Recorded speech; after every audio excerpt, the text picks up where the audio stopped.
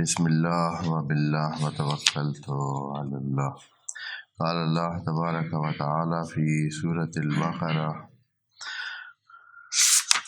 آیت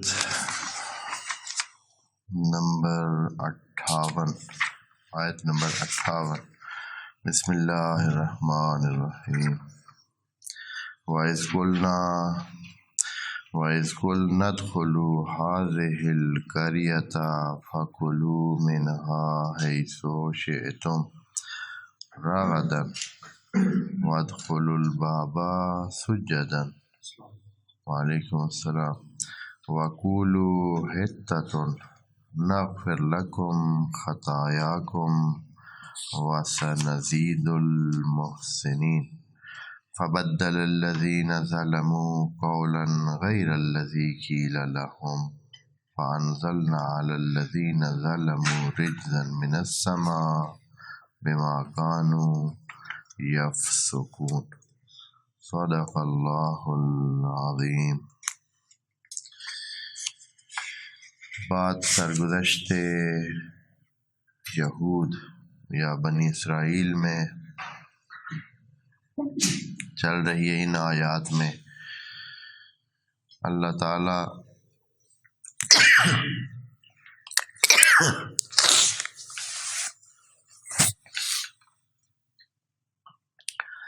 بنی اسرائیل کو یادآوری فرما رہا ہے کہ اے بنی اسرائیل، آپ پر یہ نعمات ہم نے بھیجی اور آپ کو ان نعمات سے نوازا۔ اب آپ بندے بن جائیں، بندگی کریں، مان لیں اور اپنے فیوچر کو بنا لیں، اپنی اس نافرمانی سے، بدبختی سے اپنے مستقبل کو خراب نہ کریں۔ بہرحال اب تک جو ان کی تاریخ آ رہی ہے، جو قرآن بتا رہا ہے، یہ ساری بات کر اس لیے رہا ہے کہ انہوں نے اب تک یعنی تقریباً ہو گئی ہیں 10 صدیاں یا 12 یا 11 صدیاں ہو گئی ہیں، بنو اسرائیل سیدھے راستے پہ نہیں آئے۔ نعمات الہی ان پر بہت ہی فراوانی سے خود جناب موسیٰ کے زمانے میں آئی ہیں، لیکن یہ پیغمبروں کی اولاد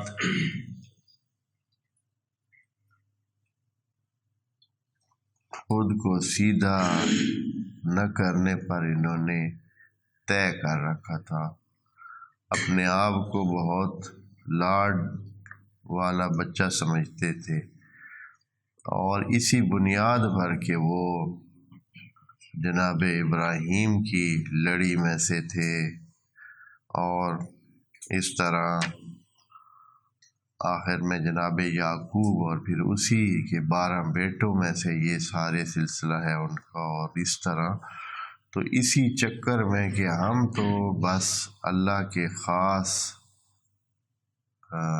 محبوب مخلوق ہیں، اور کبھی کہتے تھے کہ ہم اللہ کے ہی بیٹے ہیں، نانو ابناء اللہ، یہ تک بھی انہوں نے کہا ہے۔ پیغمبر کے ساتھ نسبت تو وہ یہ تو ایسی چیز تھی کہ وہ صبح شام اس کو الاپتے ہیں اور کہ ہم خاص لوگ ہیں، اور یعنی یوں کہہ لیں کہ وہ اپنے آپ کو سادات میں شمار کرتے ہیں، اور پیغمبر کی اولاد ہے، پیغمبر کی اولاد ہے، جناب ابراہیم کی اولاد ہے، جناب یعقوب کی اولاد ہے، تو اس وجہ سے کبھی بھی وہ نہ سدھرے، اور اتنی نعمات اللہ نے ذکر کی ہیں، اور ابھی جو آج پڑھ رہے ہیں آج پھر ان پر ایک اور حوالے سے نعمت الہی کا ذکر ہے۔ ہم اسی پروسیجر میں آگے بڑھ رہے ہیں، جو کہ یہ قافلہ اب مصر سے نجات پا کر وہ اس کے بعد دریا سے عبور کر کے فرعون کی غرقی کو دیکھ کر اس کے بعد جناب موسیٰ کا پہاڑ پہ جانا، واپس آنا، ان لوگوں کا گوسالہ پرستی کرنا، اور پھر توبہ کے مراحل سے گزر کر دشت میں سے گزرنا، دشت میں ان پر آسمان سے یا اللہ کی طرف سے من و سلوہ کا انتظام ہونا، دشت میں گرمی سے بچانے کے لیے ان کے اوپر بادلوں کا سایہ برقرار رہنا، ایک انہونیہ، یعنی اس زمانے میں ایسے جیسے جدید دنیا کے اس میں وہ رہ رہے ہوں، کوئی تکلیف نہیں ہے، کوئی مشکل نہیں ہے، جو چاہتے ہیں فوراً جو ہے وہ اپنی بات جو ہے وہ ان کی پوری ہو جاتی ہے۔ اب جا رہے ہیں اپنے وطن کی طرف۔ آپ کو پتہ ہے نا کہ یہ جو سارا سفر ہے یہ اپنے وطن مألوف کی طرف وہ واپس آ رہے ہیں۔ کون سا وطن؟ جہاں سے یہ لوگ گئے تھے، جناب یعقوب جہاں رہ رہے تھے اور جناب یوسف کو مصر کے بازاروں کی طرف لے گئے تھے، ادھر وہ رہ گئے تھے، اور پھر یہ سارے ادھر چلے گئے تھے، اور پھر ادھر اذیتناک زندگی گزار کر اب واپس اپنے وطن کی طرف آ رہے ہیں، اور یہ وہ زندگی یہاں اپنے وطن میں کرنا چاہتے ہیں۔ اور اس ایریا کو جو کہ بابرکت ایریا بھی اللہ کی طرف سے قرار دیا گیا ہے، جو کہ فلسطین اور اس ایریا میں بنتا ہے، تو یہاں واپس آ رہے ہیں۔ اب یہ تقریباً دشت کے بعد اس سفر کے بعد اب آن پہنچے ہیں اس کے جہاں آگے ایک گاؤں ہے یا وہی علاقہ ہے جہاں انہوں نے رہنا ہے۔ اب آگے کوئی تھوڑا ہی ایسے لاوارث جگہ پڑی ہے، ان کو یہاں سے گئے ہوئے 400 سال ہو گئے ہیں۔ جب یہ واپس آ رہے ہیں تو یہ 400 سال پہلے یہاں سے گزر گئے تھے مصر کی طرف۔ اب درمیان میں اتنا عرصہ گزر چکا ہے، پیچھے سے وہ علاقہ بادشاہ کے قبضے میں ہے، اور وہاں کوئی بادشاہ ہے، اور وہ بھی بادشاہ بھی عام نہیں ہے، وہ ٹھیک ٹھاک جابر حاکم ہے جیسے بھی ہوتے ہیں، تو اس نے تھوڑے ہی اتنی مخلوق کو جو کہ تقریباً لاکھوں پر مشتمل مجمع ہے وہ آ گیا ہے، اور ان کے عادات اور خصلات پورے عالم کو کم از کم معلوم ہی ہے، پہلے سے ہی سب کی ان کے سلسلے معلوم ہے، اور کوئی بندہ ان کے لیے راضی نہیں ہے کہ یہ قریب آئیں، جیسے کہ ان کے حالات اور سکنات ایسے ہوتے ہیں۔ اب بھی دنیا میں بہت مشکل سے کوئی ان آبادی کو اپنے پاس رکھ سکتا ہے، کیونکہ ان کے اپنا ایک زندگی کا ایسا ڈھانچہ ہے کہ جو دوسروں کے ساتھ کبھی فکس نہیں ہوتا ہے، بس یہ علیحدہ ہی ایک علیحدہ زندگی رکھتے ہیں یہود۔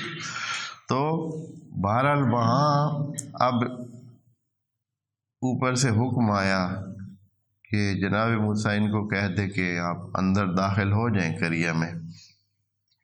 داخل ایسے تھوڑے ہی ہو سکتے ہیں، ہو سکتا ہے بادشاہ پکڑ لے، مارے، قتل کرے، اور کیا کیا ہو سکتے ہیں، پہلے اجازت ہے یا نہیں ہے۔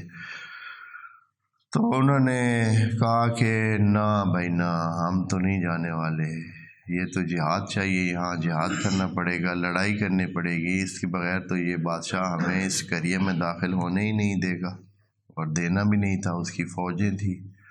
تو انہوں نے وہاں کہہ دیا کہ اذهب انت وربک، جناب موسیٰ کو کہا کہ تم اور تیرا رب جائیں جنگ کریں، فقاتلا انا ہاہنا قاعدون، ہم ادھر بیٹھے ہیں، آپ جائیں ادھر جنگ شنگ جو کرنی ہے وہ کریں، پھر جب فارغ ہو لیں گے تو پھر ہم آ جائیں گے۔ سیدھی بات ہے بھائی، ہم سے یہ کام، جنگ والے کام اور لڑائی والے کام اور زحمت والے کام ہم سے نہیں ہو سکتے۔ تو یہ جو ابھی ہم پڑھنے لگے ہیں آیت نمبر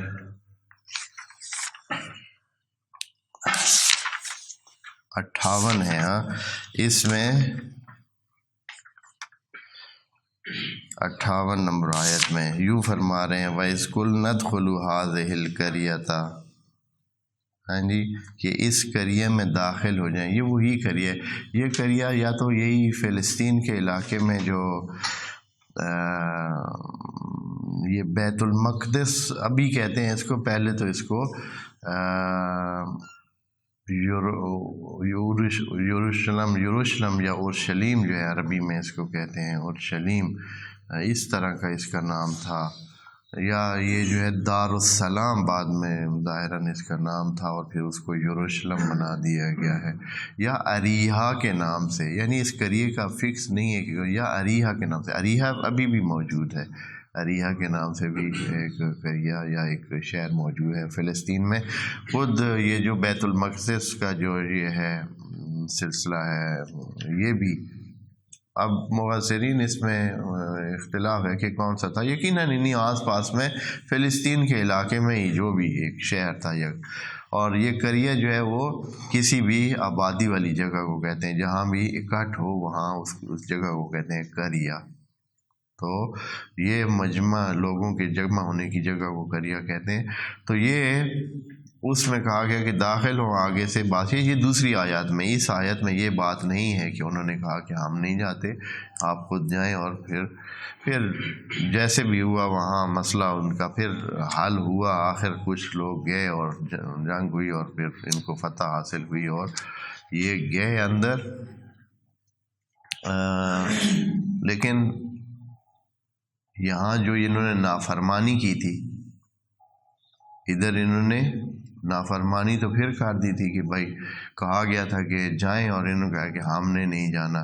یقیناً یہ جب یہ جو بات ہو رہی ہے نا، یہ ساری 100% کی بات نہیں ہوتی ہے. کچھ ہوتے ہیں جو مومن ہوتے ہیں، جو برقرار رہتے ہیں، جو پیغمبر کے اور نبی موسیٰ علیہ السلام کے فرمان پر عمل کرتے تھے اور ان کے ساتھ چلتے تھے. کچھ ہوتے تھے.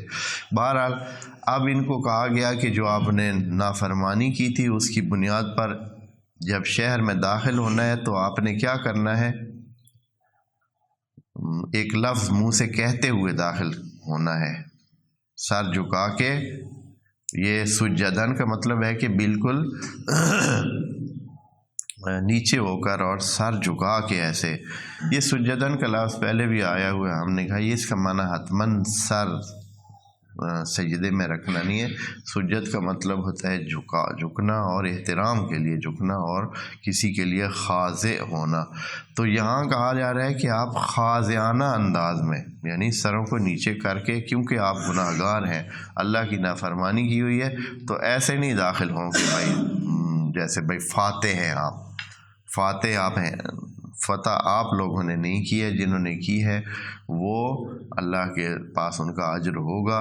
لیکن جو آپ گناہ گار ہیں جنہوں نے کہا تھا کہ ہم نے نہیں جانا جب تک پہلے سے وہاں سے وہ جابر حکمران نکل نہیں جاتا، تو اب جب نے جانا ہے تو 2 شرطیں ساتھ رکھ کے جانا ہے. ایک تو خاضعانہ انداز میں جانا ہے، خضوع کے ساتھ جانا ہے، سجدن جانا ہے، احترام کے ساتھ نیچے سر کر کے جانا ہے. اور دوسرا یہ ہے کہ ایک لفظ بھی ساتھ بولتے جانا ہے. کیا کہنا ہے؟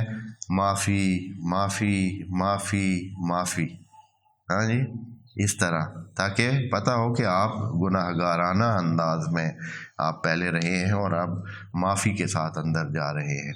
تو یہ لفظ بھی بولتے جانا ہے. اور اس کے لیے لفظ جو بولا تھا وہ حتتن تھا. حتتن یعنی معافی تلافی، یعنی صاف ہو ہمارے گناہوں کو، اے اللہ معاف کر دے، ختم کر دے، وہ جو ہم سے نافرمانی ہوئی ہے وہ اس کو ختم کر دے. حتہ یعنی صاف کر دینا، جھاڑ دینا، ختم کر دینا، اس کو ایک پھر پاک صورتحال دے دینا.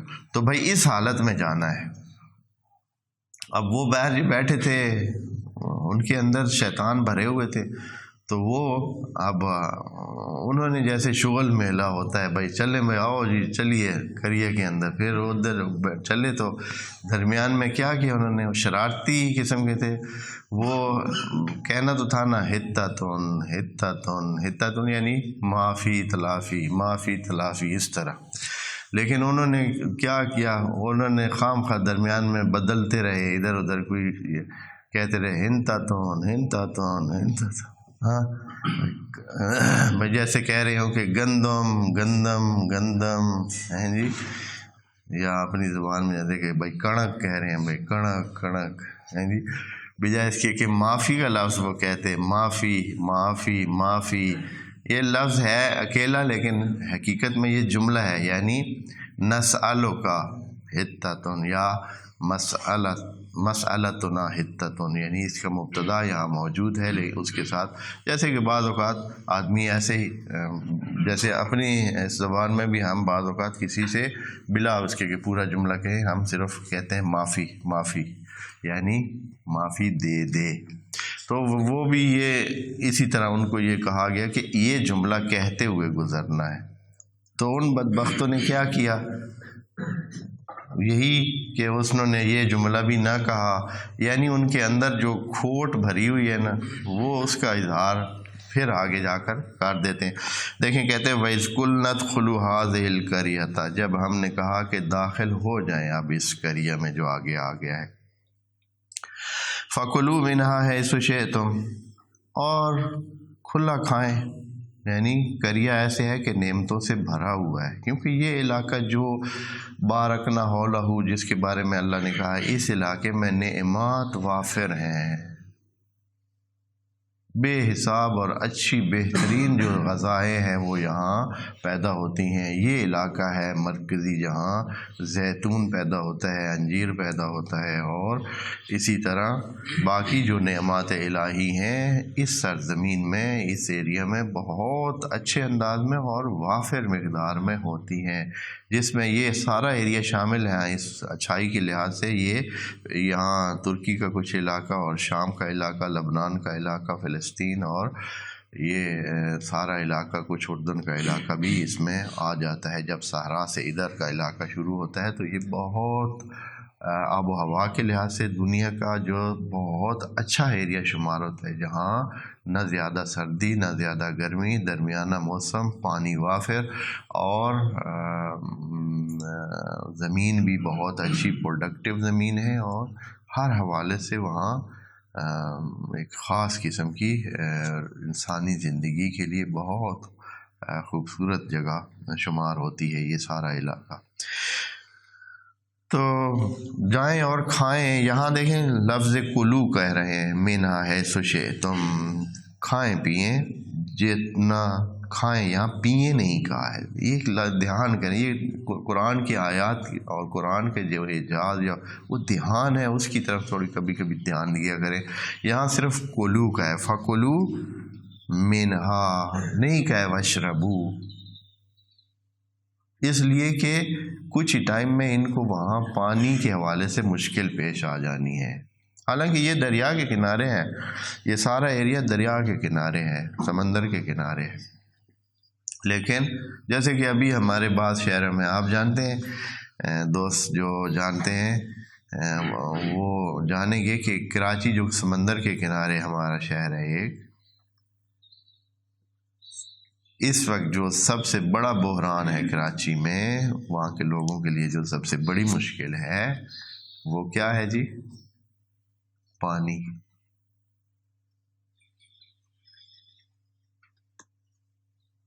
بندہ سننے تو حیران بھی رہ جائے کہ پانی سب سے بڑی مشکل ہے. ہاں، سمندر کے کنارے واقع شہر میں سب سے بڑی مشکل کیا ہے؟ پانی. پانی نہیں ملتا. وہ گندے پانی کو استعمال کر کے اپنا دھونا وغیرہ بہت سارے، یعنی کہہ سکتے ہیں کہ آدھی آبادی کے قریب نامناسب پانی سے اپنا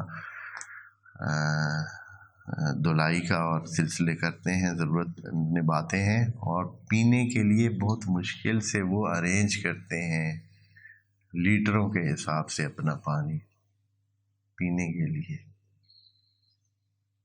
بہت مشکل.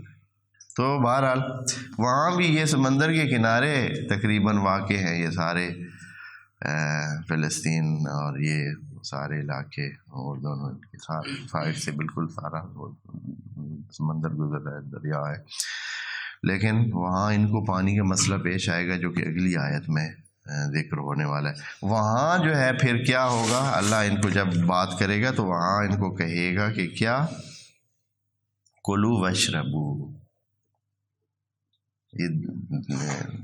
توجہ کتنی ہے آیت میں، ایسے نہیں ہے کہ یہاں بھی کہہ دے کہ کھائیں پئیں اور پھر وہاں، یعنی اتنے دھیان سے ایک ایک لفظ چن کر جو ہے نا اللہ نے یہاں اس بات، اس سے پتہ چلتا ہے کہ یہ انسانوں کی بنائی ہوئی کتاب نہیں ہے، یہ انسان۔ فَكُلُوا، پس کھائیں، منہا، یہاں، حیث شئتم، جتنا مرضی ہیں کھائیں، راغدن، اپنی مرضی اور کھل کے ساتھ کھائیں، فراوانی کے ساتھ کھائیں، لیکن شرط یہ ہے وَادْخُلُوا الْبَابَ، یہ جو شہر کے دروازے میں اب داخل ہونا ہے آپ نے، تو اس کا طریقہ یہ ہے کہ سجدن داخل ہوں، یعنی خاضعانہ انداز میں، متذللانہ انداز میں۔ ایک فاتح کی صورت میں آپ داخل نہ ہوں، نہ ہی آپ فاتح ہیں، اس لیے کہ آپ لوگ تو باہر بیٹھے رہے ہیں کہ ہم نے نہیں جانا، یا موسیٰ آپ اور آپ کا اللہ، آپ کا رب جائیں، جنگ کریں اور جو کرنا کر لیں، اس کے بعد جب فارغ ہو لیں گے تو پھر ہم اندر جائیں گے۔ اور ساتھ ہی ان کو کہا گیا کہ آپ یہ بولتے ہوئے داخل ہوں، وَقُولُوا حِطَّةٌ، حِطَّةٌ، یعنی اسی لفظ کو تکرار کرتے ہوئے جائیں، حِطَّةٌ، حِطَّةٌ۔ پھر کیا ہوگا، اے اللہ فرماتے ہیں کہ نغفر لکم خطایاکم، ہم آپ کی خطیات اور آپ کے جو نافرمانیاں آپ کرتے آ رہے ہیں ان کو ہم معاف کر دیں گے۔ ان سے جو آپ کی خرابی ہو گئی ہے، کمزوری ہو گئی ہے، بندگی میں فرق آ گیا ہے، تو ہم اس کو کیا کر لیں گے، پورا کر دیں گے، یعنی آپ کی اس کمزوری کو دور کر دیں گے۔ اور وَسَنَزِيدُ الْمُحْسِنِينَ، تو اے اللہ سارے تو نافرمان نہیں تھے، یقیناً کچھ لوگوں نے کیا کیا تھا، کچھ لوگوں نے آخر میں جنگ کا اہتمام کیا تھا، آخر میں انہوں نے وہ گئے تھے اور انہوں نے اس حاکم کے ساتھ مقابلہ کیا تھا، اور پھر آخر میں وہ کریا ان کے ہاتھ آیا تھا، تو اب یہ داخل ہو رہے ہیں۔ تو اللہ نے کہا کہ ان کو بھی بلایا نہیں ہے، کہا ہے کہ وَسَنَزِيدُ الْمُحْسِنِينَ، جو محسن ہیں، جو اچھائی کرنے والے ہیں، جو اپنے اندر احسان کا مادہ رکھتے ہیں، ہم ان کے لیے مزید بڑھائیں گے، یعنی ان کو تو صرف معاف کریں گے، لیکن ان کے لیے ہم یہ اجر رکھیں گے کہ ان کو اور بھی بہت کچھ دیں گے۔ پھر کیا ہوا ہے اللہ آپ کی طرف سے، تو یہ حکم آیا، تو فرماتے ہیں آیت نمبر 59 میں فَبَدَّلَ الَّذِينَ ظَلَمُوا، وہ جو ظلم کرنے والے، جو ظلم کرنے والے ہیں، انہوں نے تبدیل کر دیا قولاً غیر الذی قیل لہم، انہوں نے وہ قول بول دیا جو ان کو کہا نہیں گیا تھا، ان کو کہا اور گیا تھا کہ آپ حطتن بول کر اندر جائیں، انہوں نے اپنی طرف سے اس کو جیسے کہتے ہیں کہ ایک مذاق بنا دیا، ایک تمسخر کر دیا، ایک ایسے ہی بھائی اب ہم جائیں اور ادھر سے بھائی حطتن بولیں، وہ کوئی حطتن بولتا تھا تو کوئی دوسرا بولتا تھا، کوئی تیسرا بولتا تھا، تو اس طرح انہوں نے، خدا کریم نے یہاں ذکر نہیں کیا کہ وہ کیا قول بول رہے تھے، یعنی انہوں نے کیا کچھ کہا۔ اس سے پتہ چلتا ہے کہ کوئی ایک نہیں، کوئی یعنی وہ جو کہا گیا تھا وہ نہیں کہتے تھے، باقی جو بھی ان کے منہ میں آتا تھا وہ بول دیتے تھے، یعنی کچھ منہ میں گھن کر کے ہی جا رہے تھے کہ، لیکن یہ ہے کہ وہ یہ لفظ نہیں کہہ رہے تھے، یعنی وہ کہنا ہی نہیں چاہتے تھے، اس لیے کہ ان کو پتہ تھا کہ یہ معافی کا لفظ ہے، اور معافی وہ ان کے اندر، وہ جب اس کے اندر والا جو شیطان ہے وہ ان کو یہ کہنے نہیں دیتا تھا کہ بھائی اس طرح کہیں، بھائی ہم نے کیا کیا ہے کہ ہم معافی مانگیں، مثلا اس طرح ان کے ذہن میں آتا ہوگا کہ ہم نے کیا کیا ہے کہ ہم معافی مانگیں۔ یہ تو پہلے یہ روتے تھے کہ ہمیں نجات کے لیے اللہ کوئی بندہ بھیج، بعد میں جہاں جہاں بھی مشکل پیش آئی ہے تورات کے مطابق انہوں نے جناب موسیٰ اور ہارون کو گھیر لیتے تھے فوراً، ہمیں نکالا ہی کیوں ہے آپ نے مصر سے، آپ ادھر سے ہمیں لائے ہی کیوں ہیں، یہ مشکل ہے اب ہماری۔ پھر جناب موسیٰ التجا کرتے کہ اے اللہ اب غلطی کر بیٹھے ہیں یا ان کو یہاں ساتھ لے آئے ہیں، اب ان کا کوئی علاج کریں، تو پھر اللہ اپنی رحمت سے ان کے لیے یہ سارے پیچھے سے جو اہتمام آ رہے ہیں کرتے، تو یہاں بھی ان کو بہرحال انہوں نے فبدل الذین ظلموا قولا غیر الذی قیل لهم فانزلنا علی الذین ظلموا۔ اچھا اب کیا ہوگا پھر؟ غلط کام، یعنی ایک غلطی کی، اس کی تلافی کے لیے علاج بتایا اللہ نے، اس علاج کو بھی انہوں نے انجام نہ دیا بلکہ اس کو بھی ایک تمسخرانہ انداز میں ایک اور چیز بنا دیا اور داخل ہو گیا۔ اب کیا ہوا؟ پھر غلطی پر غلطی ہوگی، وہ جو اللہ نے ان کو غفران دینا تھا، اگر یہ صحیح عمل کرتے تو اللہ کی طرف سے معافی مل جاتی، اب تو گناہ ان کا کتنا ہو گیا؟ ڈبل ہو گیا، یعنی گناہ کی تلافی کے لیے جو کچھ علاج بتایا گیا تھا اس کو بھی انہوں نے ایک اور طرح کر دیا، تو مسخر کے انداز میں انجام دے دیا۔ اب تو پھر اللہ نے کہا کہ آئے ادھر، پھر بیماری آئی طاعون کی صورت میں، اور جیسے لکھا ہوا ہے تورات میں کہ 24,000 لوگ جو ہے وہ وہاں مر گئے طاعون کی بیماری سے۔ انہی دنوں میں طاعون کی بیماری ایسے ہی پھیلتی ہے وبا کی طرح، اور اس سے انسان بس تھوڑے ہی ٹائم میں مر جاتا ہے۔ اور پہلے زمانوں میں یہ بیماری چوہوں سے بڑھتی ہے، چوہوں سے، تو پہلے زمانوں میں یہ بہت ساری جگہوں پہ یہ مسئلہ آتا تھا، اور یہ ہوتا تھا کہ طاعون سے پورے شہر کے شہر سارے لوگ مر جاتے تھے اور دفنانے کے لیے بندہ نہیں ہوتا تھا۔ اس لیول کے بھی طاعون کی وجہ سے یہ پچھلے سالوں میں بھی بعض ممالک میں یہ بیماری دوبارہ ایک دفعہ آئی ہے، تو دنیا کو ایک دفعہ ہلا کے رکھ دیا اس نے۔ یہ انڈیا میں کچھ سال پہلے یہ بیماری پھر ایک دفعہ اٹھی تھی، تو بہرحال ہر چوہے کے مارنے کے لیے ڈالروں میں پیسے رکھے تھے انہوں نے، ہر چوہا مار کر جو لے آئے گا اس کو اتنے ڈالر انعام ملے گا، بس پھر لوگوں کا اور کام نہیں ہوتا تھا، چوہے مارے۔